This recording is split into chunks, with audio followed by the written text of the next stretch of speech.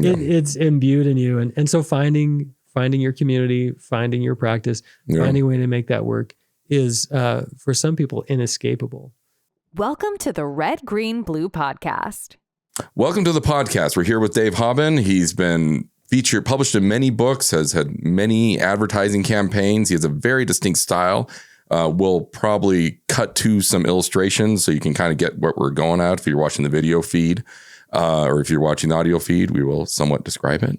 And we are excited to talk to him about art and life in art and life in illustration, because even if you're in film or something, you would be surprised how similar different mediums are. Speaking as a person who's worked in several different mediums, to me, the navigating and the process, the coming up with ideas, the execution, there are cultural differences within each field that you kind of need to be mindful. But there's way more, like 95% of the process is very similar. So I'm excited to talk to him. So first of all, one thing I wanted to talk to you about, like, first of all, why do you do illustration? Like, that's one thing, like, like what's about that medium and visual art in general that you like? Well, that's kind of an interesting question. I wish I had this like grand vision of why illustration at the beginning. I think my answer at almost 45 is way different than it was when I was in my early 20s. It's true. I mean, that's and that's the thing about being 45. You think back on like decisions you just seem to make so casually in your early 20s, but now you're like, that was really important, the decision I made. Right. It's like an evolving relationship. You know, there's reasons you start and then reasons you're still in. And so when I was first starting out in college, I was a studio art major, and but I had been raised in an environment of children's books and children's literature, and my mother's an elementary school librarian, and so there was very much a sense of, a respect and even glorification of that kind of artwork specifically. And so, but I knew I loved drawing and art making, and then when I got into college, I realized that if I wanted to be able to support myself, which I very much needed to do, then I needed to find a way to monetize those creative skills. And I'm screwing up your. Sorry, I just have to put that a little closer. I think. And so I thought, well, illustration is the way to go, because if I'm making studio art, I'm making the art and then hoping to sell it. Yes. If I'm making illustration, someone has seen what I'm doing and is asking me to do something and usually paying me at the same time I'm making it. And so it was very much a financial motivation at the beginning. So you got paid. You're like, wow, I can get paid. I can get paid for drawing. And I was lucky enough that there was a couple of times in high school where I was given a very direct opportunity to draw and get paid. Yeah. And I was like, oh, this is a thing. This is great. This is sounds way better than other options. What I've learned over the last 25 years of doing this now is I love making art in a variety of forms. And I love illustration, but I don't see that as the only thing I would ever want to do. And I really push beyond that. So when I meet somebody that says like, oh, I'm a children's book illustrator, and that's all they do. I don't have any problem with that. But to me, I'm like, oh, I don't quite resonate in that same way. Like, I love doing that, but to me, it's like going to a buffet and having one thing that you really like to eat. Well, but there's all these other things, and I want to try that too. So, I stay with illustration, because I love it, and I expand beyond that because I still love the art making too, which maybe that's a longer answer than. No, that's valid. I mean, I don't like, to me, like, especially like when you do something for 20 years, like something you've done a long time, I mean, you think like, it's not like, I mean, there may have been initial rush of being on the set and hanging out with your friends or doing like a skater video or, things like that. But it's like, what keeps you going back? Especially like as you watch all your friends go to medical school or, kind of get normal jobs. Right. Or build businesses. Or something. Exactly. And as we had roommates who did. Yep. Well, as you did as well. I did as well. Yeah, of course. Yeah. It's like, I think it's like a very interesting. To me, it's like, what keeps you going back? And the thing I come to is just like, I just like how it occupies my mind. I mean, it's just like, it turns gears in my mind that I like, that I don't get anywhere else for whatever reason. Right. And like the thought of not having those gears turn in my mind is just unthinkable. Yeah. I mean, so it's just like, I just know I have to do it. Yeah. There's a weird kind of, and I think, everybody's wired a little bit differently. We have different things that we aim for, but I've almost come to see like an art practice, it's like a belief system in a way, right? Where if you had to sit down and say, why do you do this? It really, you can't rely on facts and figures. Right? True. You're saying like, well, I feel good when I do this. Yeah. And this, makes, this is the way I make the world make sense or something. Yeah. And so when we talk about art as a profession, it's very hard to transition that belief system into saying, well, and also this is, the structure, this is the spreadsheet, this is the business model or the strategy or whatever. Yeah. Because in some way it doesn't quite mesh a little bit. Mm-hmm. And so when we go back to it and we say like, well, why do I do this? It's like, well, I feel it in my core. And when you take a picture, for instance, you're like, well, it looked right. And you could go back later and say, well, the lighting was this and the composition was this. But in the moment, it felt right. Yeah. Well, it feels good, particularly the type of photography I do. Mm-hmm. Like, it's like you kind of get like in this set mindset and you're like hunting. Yeah. And it's like you're building and there's pieces and you're observing the elements around you and you're like, how do I build that into saying what I want to say? Yeah. And especially since I photograph people, like what type of people do I want to photograph? I like the interaction with the people. Right. Like honestly, if I was photographing, landscapes or whatever, I wouldn't do it. Right. So, yeah. And you get that nice rush of like the kind of impromptu, like you're not usually setting up a still life kind of a scene. Yeah, no, I mean, it's different. Yeah. It's a different. And also it's like, you have to like go to the place. Yes. So like really dictates a lot of your experience. And that's a unique thing about the photographic medium that like, if you photograph celebrities, you're going to see a lot of celebrities, I mean, I don't know. Okay, like if you photograph mountains, you're going to do a lot of camping. Like it's not it's like writing, you kind of do it on the same place. Oh, interesting. Okay. But so you get a lot of experiences, but so anyway, like it's the process. It's like where you like to be. Mm-hmm. And, I do think it's like, you have to be kind of to a degree, like there's no other option. Yeah. I mean, you hear that's a cliche and young people. I remember people saying that to me when I was younger. I didn't quite get what they meant because I was like, why would you want to do anything else? Was like in my head. Do you feel that comes with like a sense of desperation though? Like I have no other option. This is the only thing that I could do, or like you're so driven that you can't imagine doing anything else. Like it just never, I mean, for you, I don't know if this, but like literally, I mean, we've all had parents or siblings be like, what are you doing? Sure. Several times. And I'm just like, I mean, it's just in one year out the other. Like it's just like, no, this is just not a possibility. Well, it's funny that you say that because I was thinking about that recently. And like I mentioned just a second ago, my mother was an elementary school librarian. We were very much steeped in that. My sister's a librarian now. That was part of our world. I can't remember anybody ever sitting me down and saying, this is probably not a good idea. Yeah. It was always the opposite. And in some ways, like as grateful as I am for that, I wonder what my life would have been like if somebody would have said, hey, like this is a harder life. This is a much harder life. Yeah, like have you considered sales or something? And I'd be like, oh, that's interesting. But nobody ever did that. And really, even in your extended life, like in my immediate, my parents were very good about it. It might be that I'm just like selective. But my grandpa wasn't. He sat me down. Yeah. Literally, I can remember that. I can remember that discussion line for line. Yeah, actually, it happened right when I was graduating from high school. That's really interesting. I can't remember anybody ever putting me in a position of feeling doubt about going forward. Now, there's some things that I think were helpful for that. One is, like I said, I at 15, I had a job, an after-school job drawing. And paid for that. So I think people looked at that and go, okay, well, he's going to figure this out. It's not like he's never sold a piece of work and he just wants to draw all day. Like he's got a mind for this. So I think that was it. But I think there's a level that I look for in my students now as I'm teaching, and I don't always see, and I wish I saw more of it, but like a real like stubborn drive to like just say, I'm going to do this thing. And you would think that if you're going to devote, your college time, or even 4 years, that would be something you'd feel that way about. You'd be like, I'm going to do this. And I remember this with my professors too. They'd want me to do something. I'm like, I'm doing it my way, whatever. Yeah.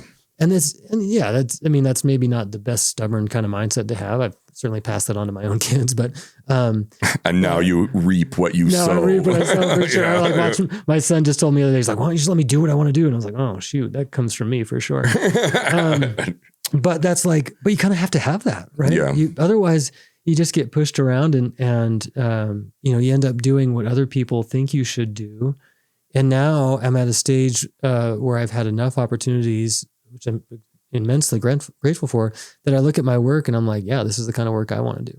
And it's not, I ended up doing, I've had jobs where I did other people's, ideas and styles. But now I'm so fortunate to be one of those illustrators. It's like, yeah, I'm getting hired to do the kind of stuff I want to do.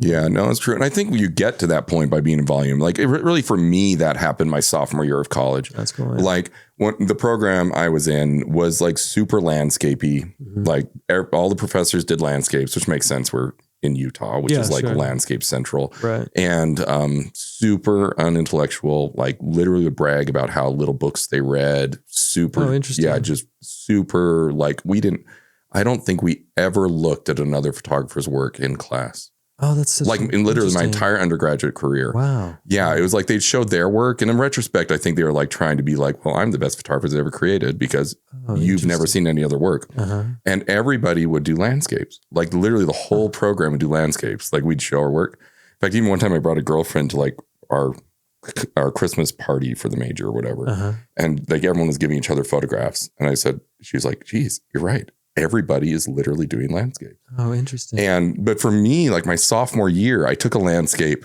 and it was like, we learned very much kind of Ansel Adams variety of landscape photography. Like I guess Ansel Adams never showed his pictures, but he was talked about. Oh, interesting. And, I took like this perfect zone 7, which is a tonal gray. That's just so picturesque. It's Utah Lake and it was just amazing. And I did the perfect print, like perfect silver gelatin print. Yeah. And I got it framed and everything. I was like, I hate this photo. Oh, wow. Like, I don't care about this photograph at all. I hated the process of doing everything about it. Oh, like, I just really never want to do this again. Yeah. And I took crap the rest of the time in the program by photographing people with a 35 millimeter camera. Yeah. Yeah. Like, we were literally banned from using 35 millimeter film in the program. Wow. Like, you couldn't turn in assignment. Yeah, like doing like wide format stuff or what?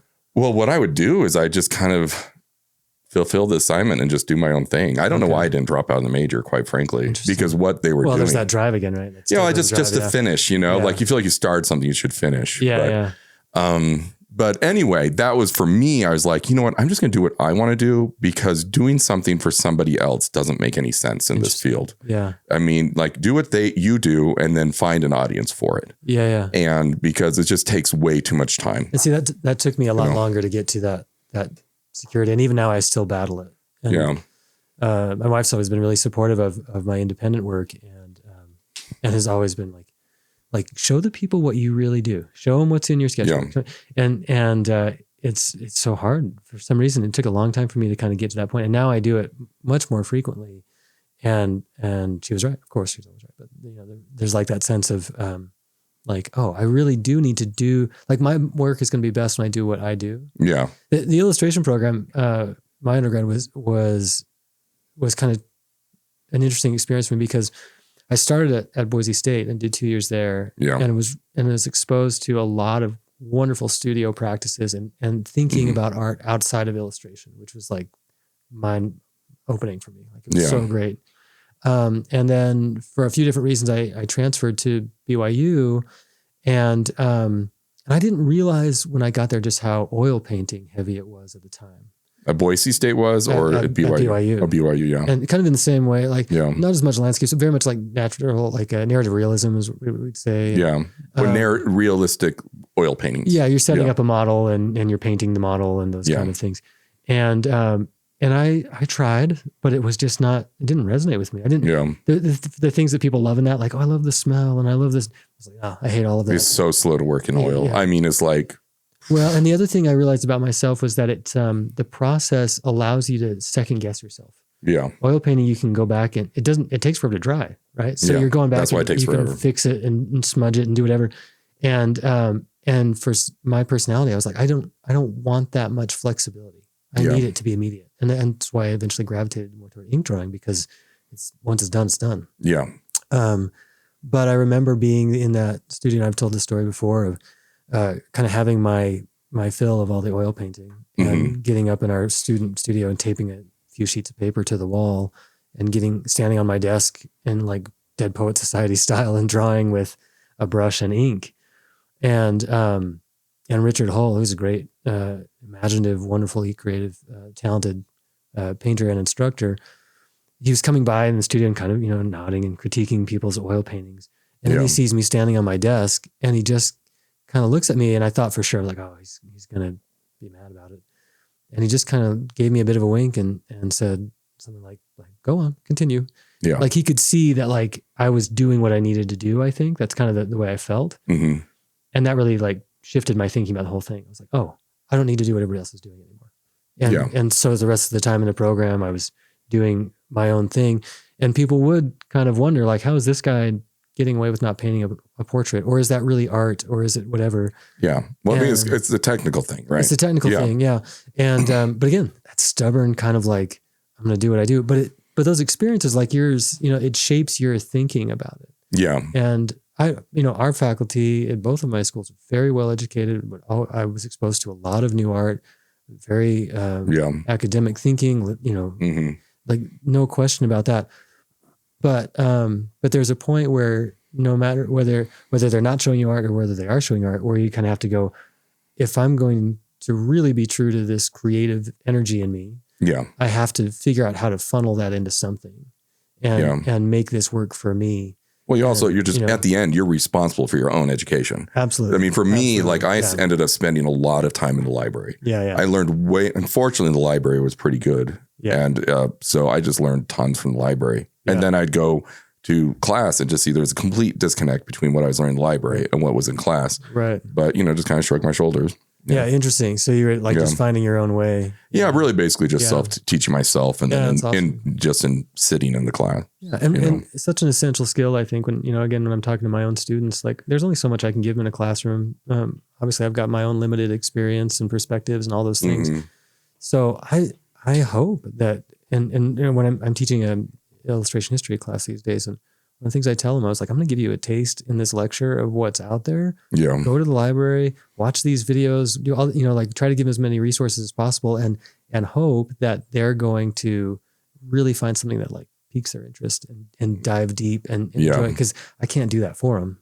But their education would be so much better if they would do some of that for themselves, Yeah. During my brief teaching experience, and again, I stepped on a lot of toes when I did this. I would literally take students like en masse to the library and just say, grab 5 books. We're going to go to this room. You find 3 pictures you like, and then you share it with the class. And then we're going to go around. Yeah. And that was a way to informally introduce them to a lot of stuff very quickly. Yep.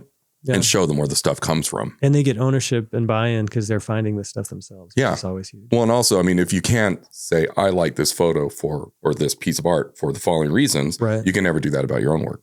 Oh, yeah, fair Even enough. recognizing, fair enough, like having to verbalize what you like about the thing you saw. Right. Oh, that's interesting. Yeah. Yeah. I like that. So, yeah. But again, I think it was just very confusing for them. I don't think they really they're like, why are we even doing this? Right. Because it's just like, I want to know the Photoshop shortcut on the key. Right.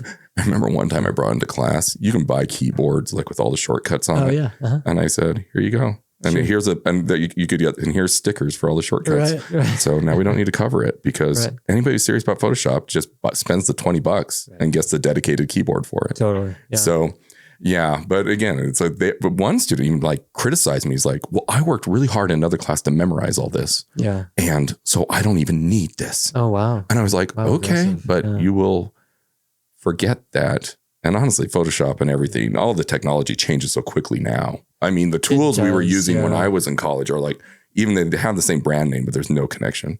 Yeah. And let alone, of course, AI. Jeez, that's like a whole nother subject. Yeah, that's a beast of its own. Yeah. For sure. But it's interesting to think about what we're doing for that next generation by the way that we talk about art, whether it's in a classroom or not. And when I was a student, I used to look at my teachers and think they have to know, they must know everything. They must, yeah. Well, and that's just what 18-year-olds, that's one of the biggest disillusioning is when you hit that point where you're like, oh my goodness, the adults don't know. Right. Nobody knows. Right. Yeah. Because you grow up thinking they must know. Yeah. But they don't. No. There's a lot of that. And when you're put in a position, this is actually one of the things I really like about teaching is it makes me think about what I'm doing with like more carefully. Yeah. Before I was teaching, I was like, I'm just going to navigate this thing. And I think I've got this figured out. And then you try to sit down, just like any subject, and explain it to somebody. Yeah. Like explain your marketing plan to somebody. Like, I was doing this, but I never really wrote it down. I didn't create a spreadsheet or anything. Yeah. And so we really kind of have to take a step back, and that, of course, just like maturity in a lot of different areas, it helps you to take a look at the people that went before that you were trying to learn from with a little bit of a softer lens and be like, oh, geez, that's hard. It's hard to be that age and doing that thing and have that responsibility. And we put the standards so high. And I think sometimes those high standards come from an immaturity about it. Like when you look at art specifically, like you look at a drawing or photograph, people walk in a museum and the classic example is like, oh, my 4-year-old could do that. Oh, of course. And it's like, well, yeah, okay. So I want you at 40 to try doing that. Try to clear your head of all the noise and make a piece of art and try to get out of what you think it should be or shouldn't be, or all of those things, that you need a specific brush or color or canvas or what, just try to make all those decisions independently and have the courage to put something into a show, even a local group show. Yeah. Well, putting yourself on the line, right? Actually just saying putting in a frame or saying, this is me. Right. Yeah. Hugely different. Yeah. And there's always going to be the sideline critics. Again, that's the thing, taking the criticism, seeing if you're okay with it. And that's part of it. Like, okay, that's a criticism. Like I remember one time I was presenting at Snow College, a body of work of mine. And one of the comments was kind of like, well, I usually can remember all criticisms, but I'm blanking on this. Maybe it's good. Maybe it's good. No, it was just kind of like, they clearly expected something not as subtle. Yeah. I guess that was the gist of it. Okay, and my photographs tend to be more subtle. And that's partially because I really do live more in the art world than I do in the mass publication world now. And the art world is just subtlety. They've seen so many photographs that you really just have to go on subtlety. If you do something brash and bold, it's like they've seen that a million times. Looks kind of gimmicky. Yeah, gimmicky. Yeah. They're like, what are you trying to do? You know? So anyway, that was kind of it. And, it was okay. I was okay with it. I was just he wasn't the audience for my work. Right. Whereas he would have been just ecstatic, probably just loved, if I had shown a bunch of photos of delicate arch with really dramatic clouds in the background, with bright colors. You know what though, that word audience, or even that phrase, finding your audience is man, that is the lesson I think for so many creatives to learn. And we talk about this, there's so many podcasts and Instagram posts and all these things that point this out. And I think rightfully so, in an age where we have so many people looking at work and looking at it so quickly, right? The quick scroll. And it can be really easy to just think that you're failing because you don't get enough clicks or followers. But when we come back and we say, and I would point out, there's a difference between improving your skills and finding your audience. Yeah. Because you can't make crap work and then go, oh, I haven't found my audience yet. Yeah. So you always want to be improving that. But when we think of what's the most valuable criticism? What's the most valuable feedback? It's from that specific audience.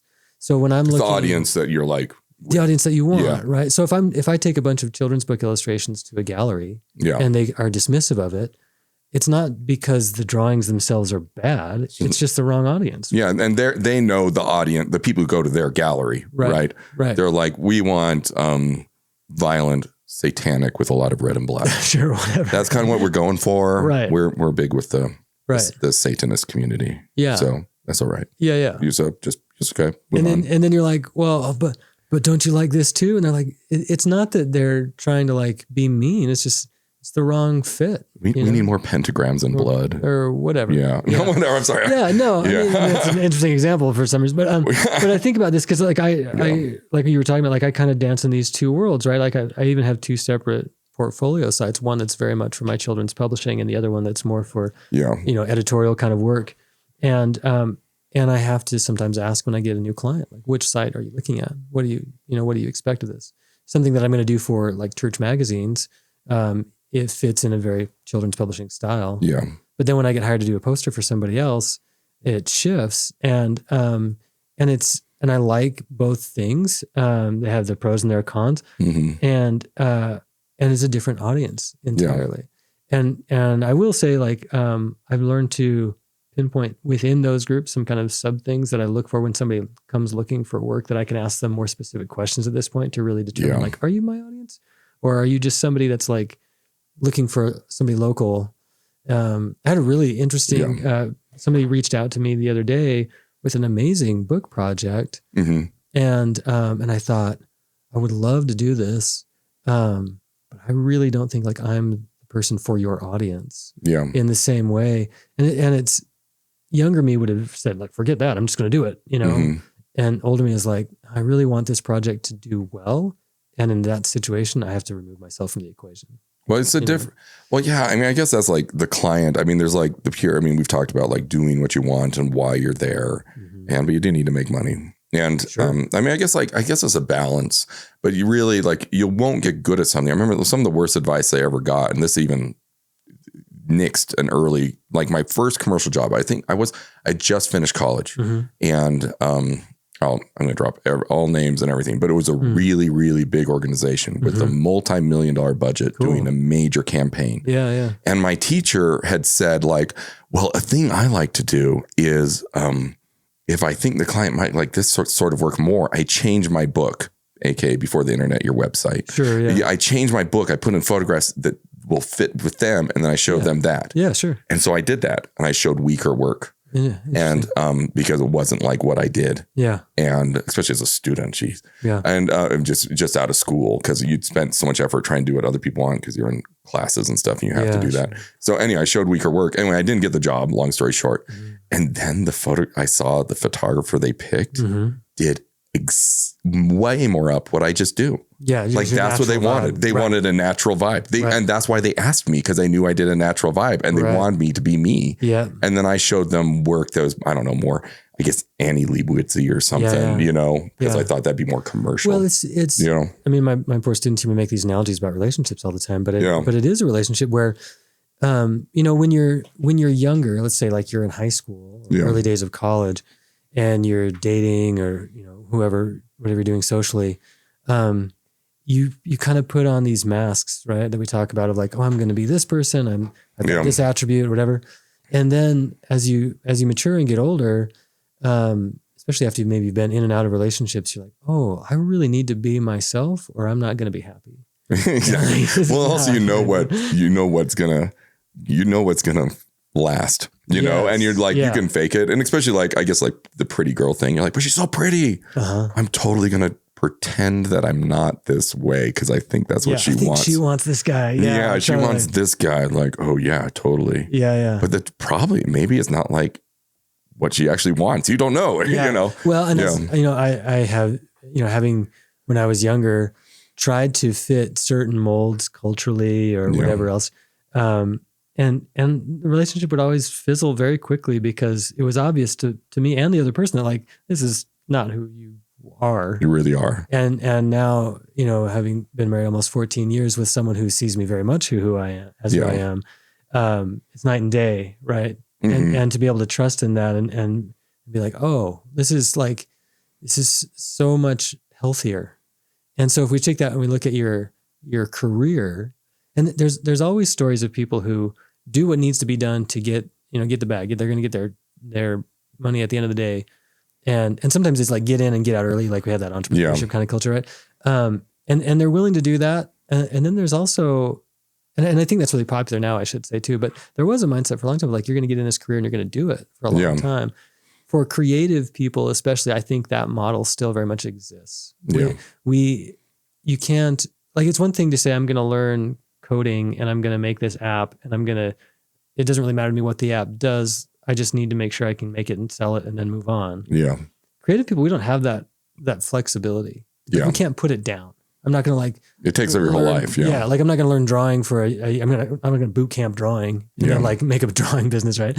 So I have to like invest long-term. And if I'm, it's not scalable and not repeatable. Sorry, that's but that's exactly the reality right. of it. That's the thing they say in entrepreneurship land. Is your business scalable and repeatable? Yeah. Art's the not. No. And so you have to find that thing that you can last through with, right? That's enduring. Mm-hmm. And of course we're going to evolve and change. My work looks a lot different now than it did 10 years ago, whatever. Yeah.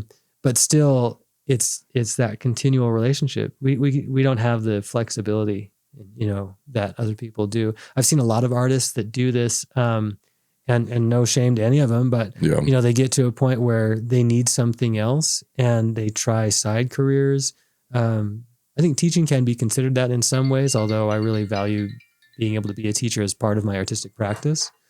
But when I look at some of my friends who have, are very talented artists, but then they go and do other careers, there is definitely a sense of, you can see like the light that's in their eyes when they're making something and that's gone when they're doing the other job.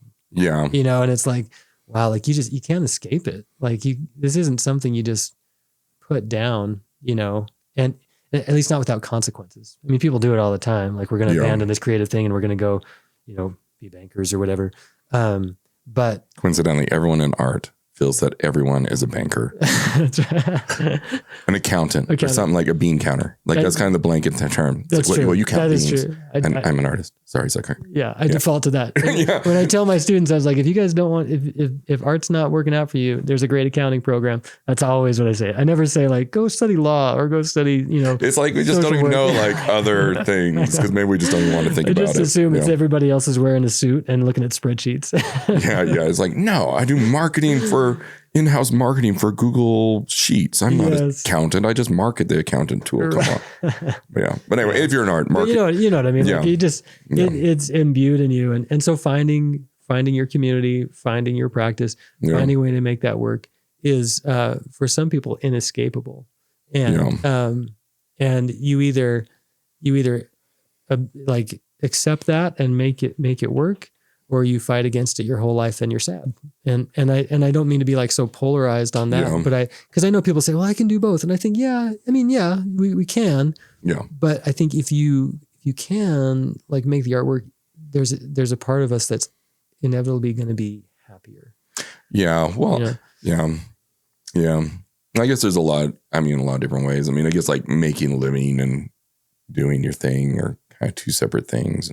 I mean, they can be separate. Like you can be, you can, do it not for money. And maybe that's better. In fact, I had a friend. That's a really good example. Like I ran to her high school reunion, and she was like yearbook editor, and I was yearbook photographer. Yeah. And she was like, I just take photographs. Like, oh no, I see them. They're great. They're on like Facebook and stuff. Yeah. And she's like, sometimes I think of like doing portraits and doing it for money. I'm like, why in the world would you want to ruin it? Like you're having fun. Well, yeah. Your husband's in the State Department. You go to a lot of cool places. Yeah. And you take pictures. Like, why try to make money out of it? You'll just ruin it. That's a really interesting way to look at it. And maybe that's a better like kind of way than what I was just describing. Because I would say if you're trying to make the art your career, it's very hard to only do it halfway. Yeah, exactly. Yeah. But there's certainly an immense amount of validity and maybe even for a lot of us, more responsibility to be able to say, I'm going to do this day job and keep my art as a creative pursuit on the side. Yeah, no, and then that's valid. But it really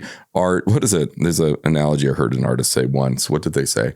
It was like going to a ballet concert, maybe just kind of like be part of appreciating art. Like if you're in the audience, but the ballet dancer didn't get there with a well-balanced life. Yeah. Like she just basically it took over her whole life. Yeah. And she probably won't have children and so on. And that's what the difference. Yeah, very much so. And I mean, you look at, guys like us, like, we've pursued a lot of different things. And by the standards of our local community, my wife and I married later in life. And, and I don't necessarily look back and think like, oh, I was consciously making this sacrifice to do this thing.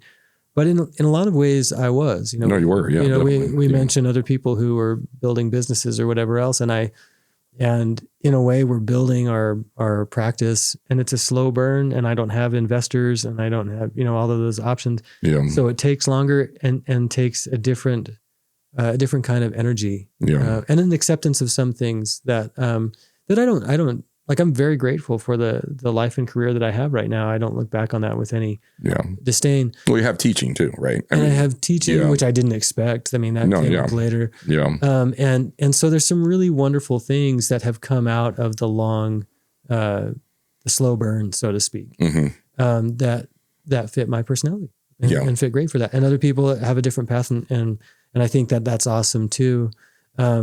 Maybe I guess what I'm coming back around to in all of these thoughts is this sense of be aware of what you want and what you can do and the realities of life. And when you're going to have to say, well, okay, this is what I want and this is what I can do. So in order to get that in the real world, these are some of the sacrifices and choices I'm going to have to make. Yeah. And if we can tell ourselves that, if we can tell our, the rising generation of creatives that, then I think we end up with a healthier and happier artistic community. Mm-hmm. And a lot of the struggles that we see in the art community are people that expect things to be other than what they actually are. Yeah. Well, again, I think it's if you actually haven't spent time in the field, and I do think again, that's the thing about we're in Utah, is that being in a smaller state away from a media center, you're kind of there are people who probably have never even seen the high levels. In retrospect, I don't think my professors ever worked for anything, any major magazine, anything. And so they would tell us things because they needed to tell us, but they knew nothing about it. So they kind of just went off of what they felt it was, rather than the reality of what it's actually like to work with an art director, or actually to have an editor call you up. So that makes me think, how we've been working on building off of a good foundation on the illustration program at BYU for a long time. It had 35 years before I got there of strength. Yeah. And what we've done in the last 6-7 years is shift a lot of the thinking. And so now when our students come in, they see a lot of variety in their faculty members. We've got they're not all doing the same thing. We're not all doing the same thing. That's great, because then they can see different options and different ways to do things. And I'm thinking about the three of us now, and all of us working for larger clients, and getting some accolades in some diverse ways, but getting some of those higher level things where we are looking at our students in a different way than saying, this is just your lifelong practice and it's tough and it's whatever else. But we're looking at them and going, this is what my meeting was like with this big publisher or this client. And this is how the sketches went. And this is how we prepared for it. And here's the portfolio. And this is the show that we got into or whatever. Yeah. And this is what we got paid. Sometimes. No, maybe you don't put that in there. But I don't do too many numbers. But the reason is partially, and we want our students to see both the successes that can come, but the effort. Yeah. The immense effort. And you don't want to make anybody feel bad when you're saying, oh, I'm sacrificing for you. That's not the mentality. It's more of we work really hard. And that's what it takes. And here are some of the ways that our careers have been successful. In our, at BYU, we have the privilege of being able to say these are ways I've been blessed. And we can show them, I hope, this sense of it's possible, but also it's hard. Right? This isn't, like you just said, I always go back to the accounting. If you go into accounting, there's certifications and there's tests and all these things, and you get that and you work hard, but you also, there's a path to follow in your hard work. But more than that, I just find it amazing that the accounting program or other programs, they have recruiters come. Right. You don't even need to go find a job. Right. A job is coming to look for you. Yeah. Yeah. It's what? Yeah. It's kind of like if you imagine a forest and there's a road through it, right? In my mind, some of those jobs, accounts or others, get set at the beginning of the road and they're okay, it's going to be uphill, but you can do it. Here's the path. Artists are parachuted into the forest and they're figure it out. And you're figure it out. Okay. And in some ways, for a lot of us, I love the adventure of that. Yeah. That gives me a lot more sense of responsibility for myself when other people aren't saying, this is what you have to do. Yeah. They're saying, do what you want. I'm oh, I feel independent now. This is cool. Yeah. But again, that's the reality of it. So we tell, our students that, and we can point to our careers, and I'm, blessed to work with great teachers who we work together to say like, this is what you need to do. Yeah. And of course now, like you mentioned before, the technology is changing all the time, and technology will continue to change. And we're trying to, figure that out for ourselves as much as them. But there's no, I don't know. I think I felt when I was a student that there was a lot of make the pretty painting and it'll work out. And now I'm like I tell my students, like, it's a hustle. Like it is, it's hard. You got to be thinking about it. And, okay, social media is not working anymore. What's your new marketing strategy? How's that portfolio looking? Are you going to present yourself professionally? All of these things with an urgency, because our times require that. Yeah. But also all creative endeavors have always required that, right? Mm-hmm. You look at any of these big names and successful people. I mean, you look at the way that your books have worked out, or your freelance photography. It didn't happen because you were just hanging out, right? Yeah. Like you really had to push hard. Well, and I do think that's that's a contradiction within the visual art. That's more of a problem, I think. In film, people tend to be very outgoing. And so, because it's a collaborative medium, and so you don't survive at all if you're an introvert. Yeah. But like in illustration or something, you're basic. I mean, you're not this way. I mean, and I certainly, you have to learn how to get out.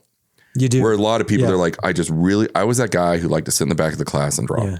Or you hire an agent. Or you hire an agent, you'll get out. Well, you have good enough work that you can have an agent. Right. I mean, double-edged sword. There. Yeah. Well, and that, of course, like that's one thing that was, never talked about when I was in school, is like agents and how they're different, and finding a good agent that's a good match. Right. And I went through like 3 before I really started making money, quite frankly. Yeah. And the third one, partially because it was like more as a commercial agent rather than editorial agent. Yeah. And they jived with my work. Yeah. So all of a sudden my day rate went from $600 to $5,000. $5,000 a day. And that was like, I could make something of a living. I have to admit, while I was working for them, I realized I didn't want to do it anymore though. Yeah. That was like, that was kind of like killed the love, killed the joy. Interesting. I get a $5,000 check. I'm like, that was not worth it. Oh, so wow, but agents, different kinds of agents. Again, that's a similar conversation. That's where the outgoing, but you need to put yourself out there even to get the agent, right? Yeah, you do. Yeah. And I've had an agent a couple of times, and I recently left an agent, and it was, they were very kind to me, and they were nice, but there's that fit, that kind of goes back into what, like that stubborn entrepreneurial kind of sense, that I think artists have to have, where I was able to get some work with them and some fun things. And, but also I wanted to be in the mix more. Yeah. And I was looking at contracts, and I was looking at opportunities. Even my own marketing that I was doing in addition to what they were doing, where I was like, I don't feel like I'm being represented. I was being represented fine, but not accurately, if that makes sense. You know what I mean? Like they were doing the best they could in their specific way, but for me, it was like someone was painting a portrait of me that wasn't quite accurate. Yeah. And I was like, I'll draw myself things, like I'll do, that level of stubbornness and so I found that, that it was better for my career goals but also like my artistic mindset to have ownership over that. And again, like we were talking about attributes for creative life and creative, endeavors. There's a sense of ownership over yourself and your style and your career that I think is really important for me. Yeah. I recently had a conversation with somebody. I've got a project that I've just finished up. That's I did my own version of the Stations of the Cross, the Catholic tradition of the crucifixion, and I was talking to a curator, and they said something that, when we talk about advice to get, like I rarely do people come up and like actually give me advice. I don't know what it is. Maybe I'm just too aggressive or stubborn that they just because you punched people in the face. Will Smith. No, you Will Smith. Like you're just wrong. Yeah. Can you imagine me doing that? No, most docile guy in the entire world. Yeah. But, but he said, this is a project that I think, he's like, it's really important to you, which it is. And he says, I think there's a place for it. You should be really careful who you involve. he didn't go into detail. He didn't name names or whatever else, but he was like, you need to be careful and be protective of this. Yeah. And I thought in that moment, like that was not at all what I expected them to say. In fact, I was hoping that they would say, come show it at my gallery. Yeah. But hearing that, I was like, that guy sees me.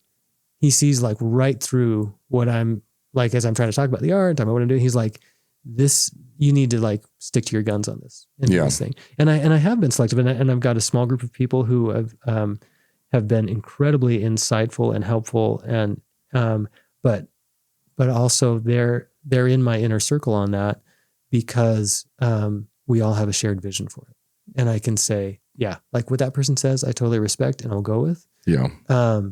And they know me and they know what I'm trying to do, and I know them and I know what they're trying to do. Yeah. And that's why this works. Agents and all of those things are the same way, where it's like a sense of, do you see what I'm trying to do? This isn't accounting, right? Yeah. Yeah. It doesn't come at the end of the spreadsheet. It comes at the end of like there's a whole person here trying to create a vision of something. And if I'm getting pulled away from that, then the joy of it all leaves. Yeah. Well, it's different levels. And again, it's where you, and the longer you're in art, like I think when you're first starting out, you're like, whoa, we're going to do a project together. Yeah. And you're just like, well, that's just going back to film. Yeah. It's like, you're like, well, I'm going to get my girlfriend involved. I'm going to do this person and my buddy and this. Yeah. And then like, you do it. You're like, oh my goodness. I had this happen to a client of mine. Yeah. Like his girlfriend called me up mid shoot and like was screaming at me at the top of her lungs because he was having a problem with his camera, but he figured it out. Yeah. And then he came up to me later, was like, sorry, I had no idea. That's the dimension of my girlfriend I did not see. Interesting. That like she would just totally lose it. I mean, I've literally been yelled at that bad maybe 3 times in my life. Wow. Yeah. Wow. And he's like, so yeah, I'm not going to involve her in any future projects. Yeah. So, but it's, I mean, yeah, like it's, you really get more and more selective. Yeah. And you get more and more like particular if you're going to work with. I mean, that's where you hear like stories like Woody Allen's worked with the same people for 30 years or something. Yeah. Can you just kind of find a good fit that works for you? Yeah. And like the people who work well with Woody Allen wouldn't be the same people who work well with like Michael Bay or something. And that's like, not that like, they're like, there's inferior things. They're just trying to accomplish different stuff. Yeah. Yeah. Right. Yeah. You know, like they should do a remake, you know, they should do Hannah and Her Sisters 2 directed by Michael Bay and see how it turns out. Yeah, yeah. You know, be a very different movie. Right. Right. Like I have no idea how that even happened, but anyway, or they should hire Woody Allen to do, Independence Day. I can't remember if Michael Bay did that one. Independence Day. Sounds like an AI project. Yeah, yeah. Do like Woody Allen does Independence Day, right? And like the Will Smith character is Woody Allen. Yeah. Like the aliens are coming. I'm just so nervous. I just so much anxiety. Death isn't before me. They're exterminating humanity. What do I do? But see, like I'm not in that film industry as much, and so like the outsider view me is like, oh, that sounds really interesting. Let's do that. That is actually hilarious. There should be at least a Saturday Night Live skit of Woody Allen in Independence Day facing like the end of the world. Yeah. Well, and in a disaster film. And that's maybe a good example too. Like when I'm talking about these communities that you build and people I trust, it's not about somebody that mirrors you exactly. Yeah. Right. Because there's some of my favorite collaborators right now and some of my best friends, very different than like our art approaches are very different. Our mindset about it. And I love that. I love being able to spend time with people who are looking through that different lens about similar projects and sharing their art. But there's a trust in the sense of like they're not going to try to change you, maybe, you know? Well, I guess it's like respect. And honestly, that would happen. Like, honestly, if like Michael Bay was on a Woody Allen movie, he would respect Woody Allen and like be like, I don't know, maybe you could do a fight sequence here. Yeah. He's not going to try to make him. He's not going to drive it. Just maybe like say like a fight sequence might be fun. Right. You know, and like Woody Allen, if he was on a Michael Bay movie, he'd be like, maybe this dialogue could be a little spruced up a bit, you know? And so that would happen. But I guess the danger is kind of like people who don't do that. And they're just like, what do you mean? This is like a dumb movie. I'm out of here. Or like they just kick against the whole thing. I've had editors like that. I mean, again, totally unnamed, whatever. I try to keep it vague, but it's like, I had an editor on, and this book took 2 years to put together, which is like twice as long as what it should be. Yeah. And I just felt I was fighting him every step. Yeah. And he just didn't want to do what I wanted to do. Yeah. He wanted to do, how can I say this without being totally dismissive? He had just been hired. He was a new editor, and he knew nothing about art. I have no idea why this publishing company hired him. And he knew nothing about writing or anything. And I remember even a meeting, we were kind of a crisis meeting because it was just like the book wasn't moving forward. And like, I grabbed a bunch of books that he had made during the 2 years we had been together. Yeah. And in the meeting with the publisher, who's the big boss, like the guy with the check, he's the guy who really matters. And I said, so do you want my book to look like these? Because this is just absolutely unacceptable. And you guys think these are acceptable books. I mean, because they were just designed so poorly. Wow, that must have been rough. And after 2 years, it wasn't rough, because I guess like after all the niceties, and again, I was new to this. I was like 27, niceties, and just being like kind of navigating and just being excited to be part of a publishing project. But just like, if they just want to make a completely different book than what you're doing, and more than that, like, I mean, these were, I kind of overstate how incompetently designed these books were. And that's why I picked my designer. Okay. And he was like, well, you should use our in-house designer. I was like, she's done these. And can't you see how terrible these are? Oh, wow. And they weren't like marginally incompetent. I mean, like you could probably take the girl. I even talked when I first got with this publishing group. I was like, I interviewed the designer and I was like, so are you majoring in design? You do anything? She's like, no, I just kind of like, she didn't even like use software that designer used. Like she was like, it's kind of like designed in Word or something. Oh, interesting. Okay. So it's like and the colors were like super clashy. And anyway. And so I was like, whoa. So that's why I pushed for my own designer, but I get through. So I thought this would be great because I was getting this fantastic designer I had a lot of respect for, had an MFA who I'd known for years. Just really fantastic. And I thought it would just be apparent that like, this is a better book. Like I have a better designer, but this editor who was over the project, it was just invisible. He could not see the difference between mine and that, or this designer's work and this other designer's work. Oh, interesting. And so ultimately this was a smart move. They just wanted to do a new book after that conversation. I wish I had done it earlier, honestly. Yeah, sure.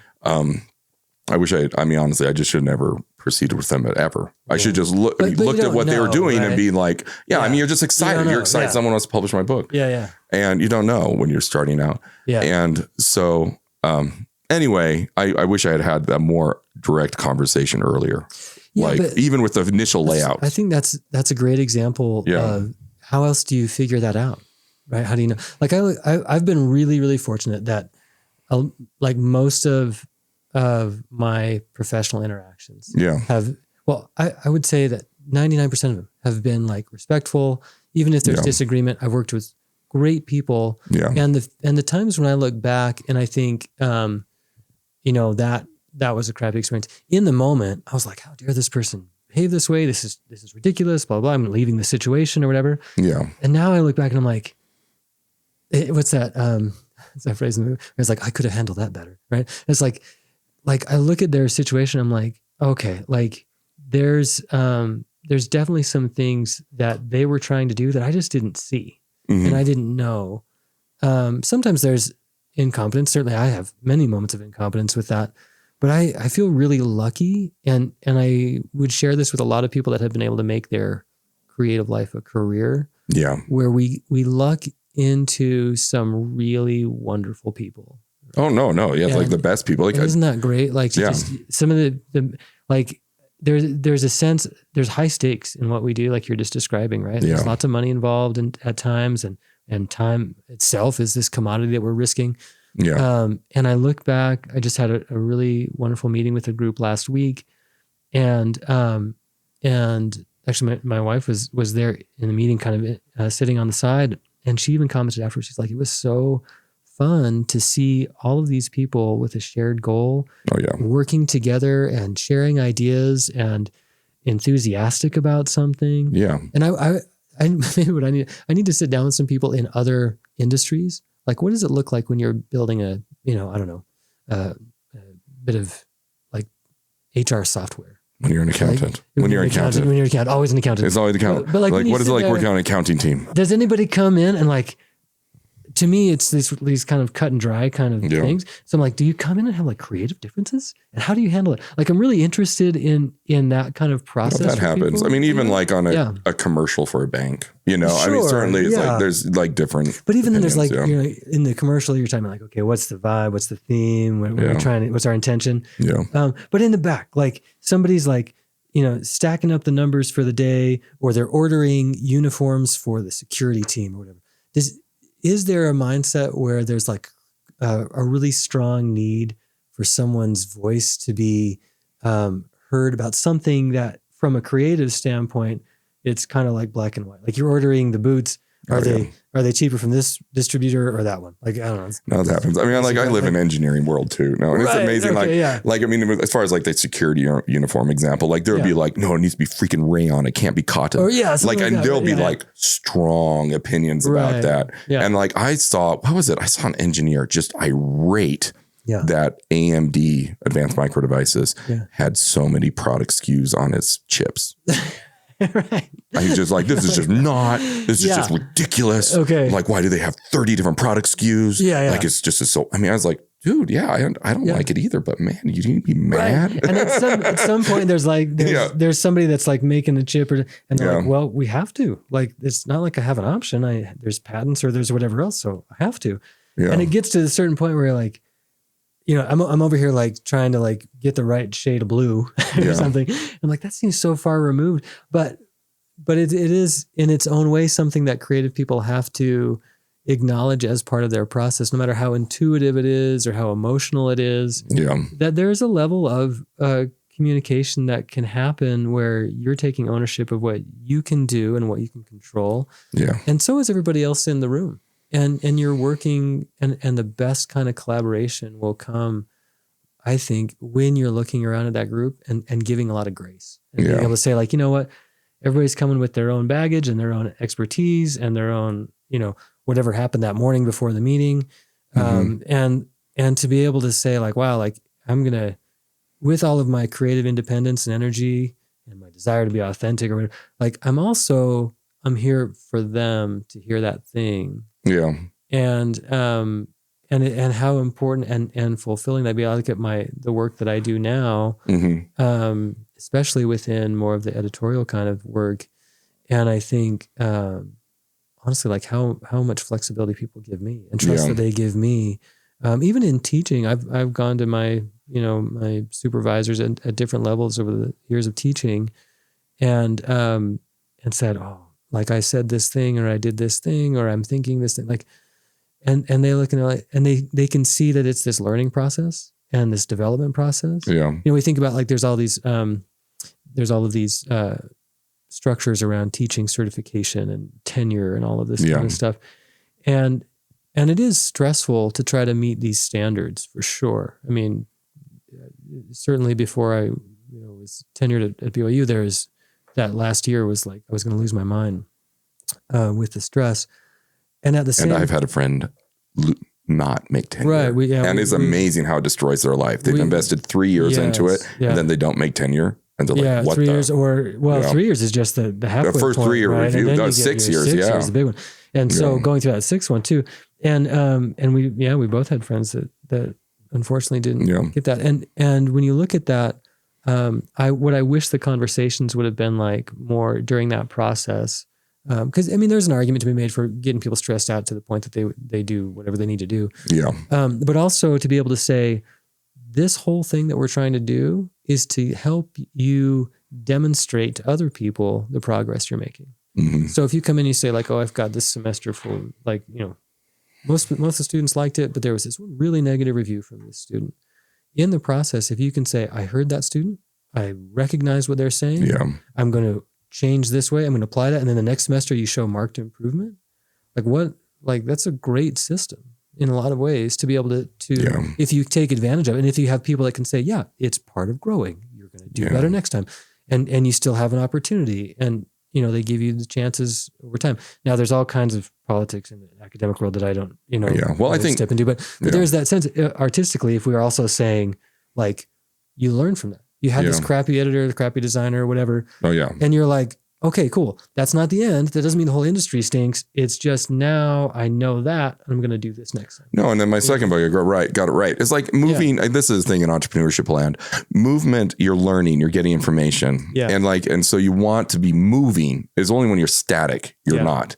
And for example, like I had Mariel and Mark work with me on my second book. Okay. And I even thought like, who would be the perfect person to work on my book? Mariel and Mark. Cool. And she had done 60 books. She had exhibited in every museum in the world multiple times, won every award multiple times. Yeah. And she was an absolute joy to work with. Sure. And I could show her photographs and show her design layouts. And she worked with me every step of the way and just got it and loved it. And we, just added to the project. This is the Three Mormon Towns? Yeah, Three Mormon Towns. Yeah. And it was just, that book was a joy from start to finish. So cool. Because I knew just not to go down routes where they made books that wasn't like the books I wanted to do, even if they had agreed to it. Yeah. And she brings all of that. I mean, I'm sure, if you were to talk with her about the same thing, she had experiences where it's like, oh, this is where I learned what to not do and what kind of personalities are hard for me to work with. And then, you adapt. So by book 61 or whatever, it's like, she's got things dialed in. And if you can instill in a younger artist, that kind of mind, that growth mindset, then you get long-term happiness in the creative industry. Yeah. Well, more than that, I mean, I think it's like, just recognize, like, I think there's again, like with that, my first book example, like I thought that it would just be like good design, because design was a sticking point, would just be so immediately apparent to everyone that it would just beat its own path. Sure. But you just can't make that assumption. And really, like what I do now is like you can go to Barnes and Noble or wherever and find books that are like kind of like up the alley of what you're doing, and then go to the title page and go to the thanks and all that and find those names and like, okay, these are the people who would be who I'd want to work with. Yeah. And again, it's a smaller world. And if you're doing good work, like, I guess it's like, if you're doing good work, don't expect that it will be like necessarily rewarded. It still needs to go in the right place. Yes. And honestly, if you're doing good work, there are certain camps will feel terribly threatened by it, and they won't want to do it. Yeah. They will like, oh my goodness, like this, we have to kibosh this. Yeah. Because I need to keep up the illusion that, the fact that I had a landscape run on a postcard in a gas station in St. George is the greatest publication that I can do. And I've sold my boss and I've sold the administrators on that is a real publication. Yeah. And then, so all of a sudden you come out with a book with Mariel and Mark by a major museum, and it's like, what? Yeah. Like, are you even in the same field? And it just freaks them out. That's interesting. When I hear you talk about your experience, it certainly can't, like, I can't separate those thoughts from my own students that I have right now. Mm-hmm. And I think, like, man, I hope that they're not seeing their current faculty as a limitation, Mm-hmm. And I do, like, if we're talking about, like, what do I lose sleep over in the creative or the academic field? It's like, there's this responsibility that I feel when I'm talking with my students, in the same way that I feel with my clients. They're trusting me, right? They're trusting that I'm going to do my best work, and that I can help them achieve whatever that goal is. Of course, I mean, they're 18 and they're literally paying you to do that, right? And so everyone's paying you to help them. Geez, like, I really want to be there for them in that way.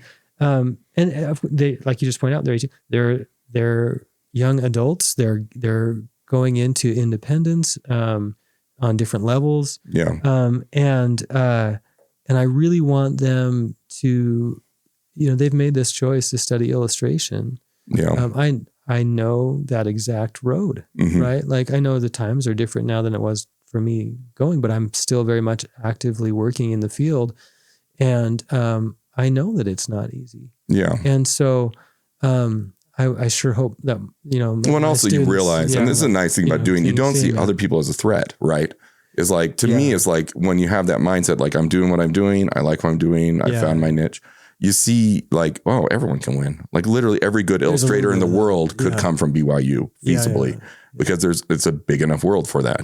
Right. Like, and you're really you're competing against the whole world. Yeah, for sure. And you are competing too. And I still have definitely my moments of envy when I see other illustrators, succeed, or jealousy of projects or something like that. Yeah. But there is something that jealousy is different than envy.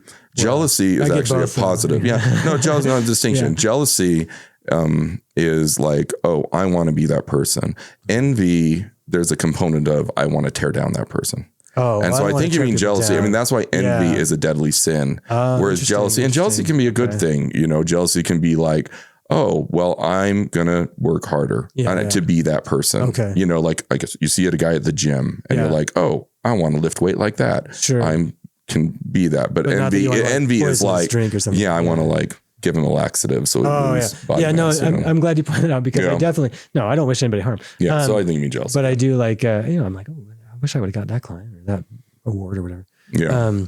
But at the same time, there is definitely something that comes with time that I want my students to learn as quickly as possible, that get comfortable being you and things are a lot better. Yeah. We talked about it before, like the idea of relationship with this. The more that you can be comfortable in being yourself, and I'll admit, I say that after fighting my own inner battles and outer battles and working at a university that is not known for fostering individuality. Yeah. Like I get that it's harder in some areas than others. So I don't mean to discount it or say like it just flippantly, like it's a long battle to find yourself. Yeah. But to pretend like you don't need to do it is not healthy either. Right? No, it's not. No. And, but I don't know. It's just, anyway. I don't know. That's good. That's a big thing. Now we're getting like metaphysical. Can you know yourself? Right. How do you know yourself? But I do believe that like you need to, the one thing you can truly know is yourself. Yeah. And with art, and this applies particularly to filmmaking, is all mediums, is that you need to, you look at yourself and then you chop yourself up into different characters or different, you see different elements within you. Yeah. Like one time I was listening to The Great Gatsby. No, not The Great Gatsby. The Beautiful and the Damned by F. Scott Fitzgerald. Okay. And I was listening to as I worked in the darkroom. And I was like, okay, and I'd listened to it before, but I was like, this time I'm going to figure out which character is F. Scott Fitzgerald. Like which one is him? Interesting. And I listened to it and I was like, at the end, I was like, no, he was every single character. Sure. Like definitely. Yeah. Like even the female characters, even everything. There's some bit of him in Somewhat bit of him. He just like, he like the flippant party girl. He just amplified himself in that, and so on.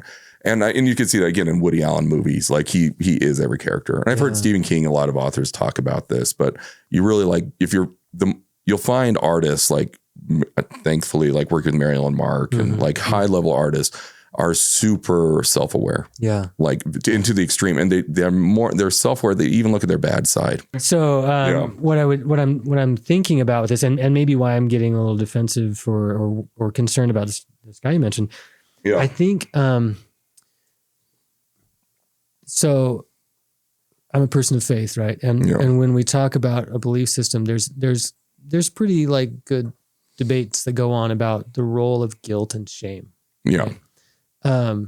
One thing that I really have found myself more aware of, as a teacher, as a parent, within my own psyche, my own experience is, what do you do with, the varying degrees of shame and guilt and regret and all these kind of things. And something that I hope that a creative person can navigate in healthy ways and avoid, when possible, is a sense of shame about being creative, right? And so if we go into this mindset of like a profession that you've chosen, for instance, let's say you go in and you're the, we'll tie it right back to the beginning. Did we have anybody that came along and said, maybe you shouldn't be an artist? And if you're carrying that with you, this sense of like, well, so-and-so's opinion was that I shouldn't do this, or it's a dumb idea, or it's not financially responsible. Yeah. It's useless. It's like, oh, I didn't carry it with me. My grandfather was super motivated by money and measured his self-worth by how much money he had. Okay, sure. And I just like, I don't want to live your life. That was it. But also a sense of with like, with our next generation of artists coming in, or with ourselves, like to be able to say like, I was not wired to do calculus. That's my high school teachers. It was like, I mean, the numbers swam around the page for me. I don't know what's going on. Does that mean that I'm therefore like I should be ashamed of that? No, of course. And if I carry that, then what is that? Like, that's always a limitation on the creativity, right?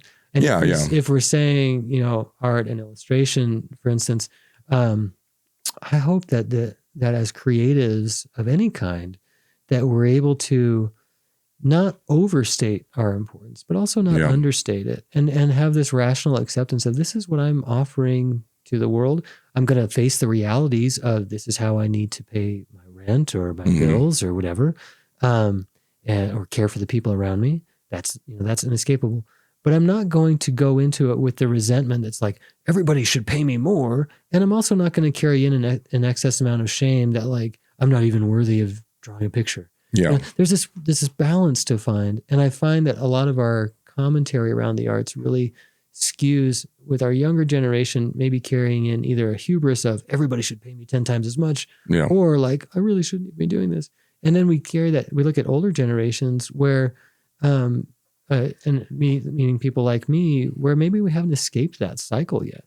And if we can get into a mindset of a healthy rationale around what we're doing, I think maybe we become more effective that way. Yeah. We're able to collaborate better. We're able to communicate better.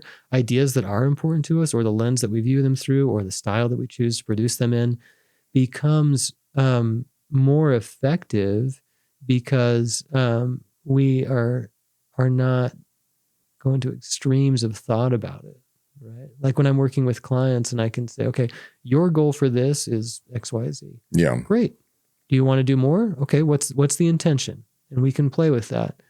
But let's set some expectations about what we're going to get out of this effort. Same way with a student. You say, like, if you do this an hour before class, your expectation should not be an A.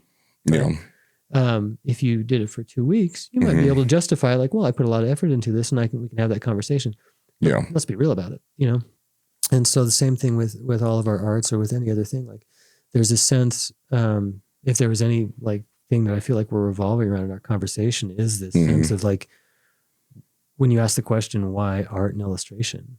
It's because, well, I started out on that path with good mentorship. And then as I tried a lot of other things and experienced life, I was able to realize like what it is that I can offer people. And I'm still learning new ways to do that. Yeah. But there's an acceptance of that gives me a solid foundation to move forward off of. Yeah. And that's what I'm hoping, even with my work to do and with my students to do and with my parenting to do, to be like, let's get a sense of what kind of foundation can you build off of that's solid, that can really give you opportunity to move forward. Yeah. No, it's true. And that goes part, like artists, you have that, you have that burden of really trying to find where you fit. Because again, there's no recruiting fair for you. Right. Like, hey, I came to here and we were looking for you. Right. We just didn't know that. You walk up with your portfolio and yeah. Whereas like, and again, AI could devastate accounting. And I have friends who have already lost their job in law. They've had to take severe pay cuts and go down because they're in contract law, and AI can basically do it. Yeah. Yeah. Wow. So in a way, those kind of like, that's the nice thing about artists, is harder to get rid of you. But but anyway, well, we got to get Dave out of here, but it was really good talking to him. And this was a really good conversation. And I didn't do any of my pre-planned questions. I did, why do you do art? And that was it. But that is, honestly, it was plenty good. Oh, thanks a lot. Thank you so much for having me. Okay. We'll see you. Bye-bye.